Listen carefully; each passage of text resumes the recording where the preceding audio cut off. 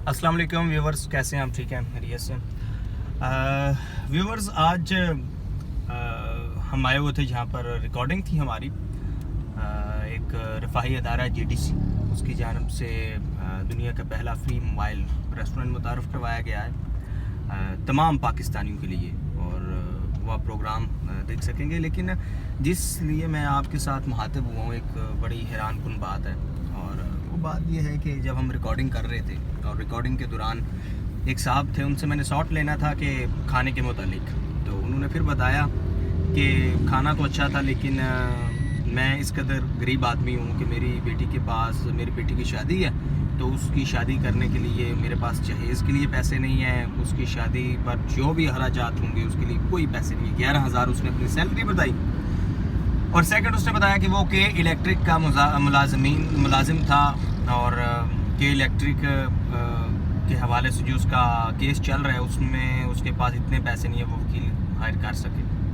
बहरहाल वो एक अच्छी बात हुई कि JDC ने इन दोनों कामों का जो सहरा है अपने हाथ में लिया और सर उठाया और यकीन दहानी करवाई कि उनकी बेटी की शादी करवाई जाएगी, और जो उनका केस है उन्हें वकील प्रोवाइड किया जाएगा। अच्छा, यहाँ पर एक सवालिया निशान है।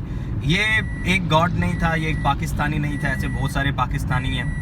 आप अगर अदालतों में आपका कभी चक्कर लगा है तो आप बखूबी जानते होंगे, अल्लाह करे किसी का चक्कर ना ही लगे। वैसे असेसमेंट के तौर पर, जैसे हम बीइंग ए जर्नलिस्ट हम हर जगह जाते हैं, कोई भी पब्लिक ऑफिसेज होते हैं, अदालत होती है, हॉस्पिटल्स होते हैं, थाने, कोर्ट, कचहरी, एंड एवरीथिंग, जहाँ जहाँ हम जाते हैं, आप यकीन करें पाकिस्तानी जिस तरह जलील हो रहे हैं, जिस तरह हार हो रहे हैं, और ये वही पाकिस्तानी है जिनके मुतालिक हुकूमतें बड़ी बड़ी बातें करती हैं। ये हुकूमतें कहती हैं कि हम इनको ये देंगे। जब इलेक्शन कैंपेन्स चलाई जाती हैं तो ये बड़े बड़े दावे करते हैं, और पाकिस्तान गुज़िश्ता 73 ईयर्स से आप देख लें तमाम हुकूमतें किसने पाकिस्तानियों के लिए क्या किए। ठीक है, तो ये वो मसाइल हैं जिनको हल होना चाहिए, और वो पॉलिटिशियंस जिनको यही फुर्सत नहीं कि वो एक दूसरे पर तनकीद के अलावा कुछ करें। हुकूमती हैं तो वो अपोजिशन को हर वक्त तनकीद का निशाना बनाते रहते हैं, अपनी परफॉर्मेंस के बारे में बात नहीं करते। अपोजिशन है तो हर वक्त हुकूमत को आड़े हाथों लिए होती है, हुकूमत ये नहीं कर रही, हुकूमत वो नहीं कर रही। लेकिन भाई, आप लोगों के जो बुनियादी मकसद है पार्लियामेंट में जाने का, नेशनल असम्बली में जाने का, वो क्या है? क्या आपका यही है कि आप तकरीरें करें, कानून साजी? तो आपने, अगर इसी हुकूमत की बात की जाए तो तकरीबन 3 साल होने को हैं, 2.5 साल कर लें, कितने बिल पेश किए गए हैं, कितनी करारदादें पेश की गई हैं? कोई बता सकते हैं? बिल्कुल भी नहीं। ठीक है, और एक बड़ी अफसोस की बात है, हाँ, एक करारदाद पेश की गई थी, जी हाँ, दिसंबर 2018 में, और PTI के ही एक पार्लियामेंटेरियन थे, उनकी जानब से, वो नॉन मुस्लिम थे, हिंदू थे, अब नाम मेरे ज़हन में नहीं आ रहा। और उस करारदाद का जो मतन था, क्या था कि पाकिस्तान में जो शराब की इजाज़त है, वो कहा जाता है कि जो नॉन मुस्लिम्स हैं उनके लिए है। तो उन्होंने वाज़ेह तौर पर कहा कि जिस तरह शराब इस्लाम में हराम है, प्रोहिबिटेड है, इसी तरह जो दीगर रिलीजन्स हैं, बड़े मज़ाहिब हैं, बेशक वो क्रिश्चियनिटी हो या हिंदुज़म हो, उसमें भी उसी तरह ही ममानत है। तो लिहाजा आप हमें बदनाम मत करें और शराब पर पाबंदी आयद की जाए। जी हाँ, ये करारदाद थी, और माँ सवाए जमीयत उलमा इस्लाम फे के किसी और ने, किसी भी पार्टी के किसी भी नुमाइंदे ने उसकी फेवर में वोट नहीं था दिया। ये पाकिस्तान, इस्लामी जमहूरिया पाकिस्तान की पार्लियामेंट की आपको बात सुना रहा हूँ। ठीक है, तो जब यहाँ पर ये हालत होगी कि जो पार्लियामेंटेरियंस हैं वो कानून साजी सिफर होगी, उसमें उनका कोई इंटरेस्ट नहीं होगा, उसमें उनका कोई ध्यान नहीं होगा, तो फिर भाई कैसे आप कह सकते हैं कि पाकिस्तान बदलेगा?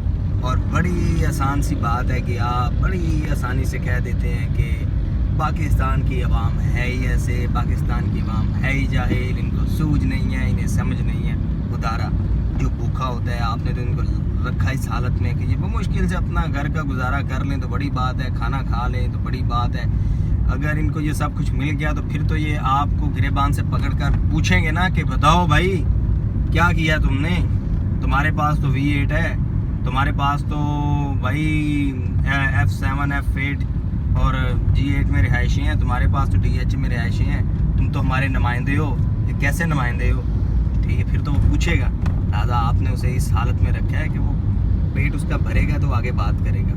تو بہرحال یار آپ لوگوں کے ساتھ شیئر کرنے کا مقصد یہ تھا کہ ہم تمام لوگ، بالخصوص بڑے افسوس کی بات ہے، ہمارے نوجوان ہم بھی کسی نہ کسی پارٹی کے نمائندے بنے ہوتے ہیں اور ان کو پریزنٹ کر رہے ہوتے ہیں، اور میرے خیال سے میں ہمیشہ یہ کہتا ہوں کہ ہمیں عوام کا نمائندہ ہونا چاہیے۔ کہ آپ کو وہ غریب نظر نہیں آتا؟ اس انکل نے بتایا کہ میں نے آج تک کسی پارٹی کو ووٹ نہیں دیا، اس لیے نہیں دیا کیونکہ ہمارے مسائل کے ساتھ کسی کا تعلق ہی نہیں ہے، ہمارا تو مسئلہ کسی نے آج تک حل ہی نہیں کیا۔ تو کس قدر یہ افسوس کی بات ہے، تو اس پر کیا کہا جا سکتا ہے؟ بس یہی کہیں گے کہ خدا را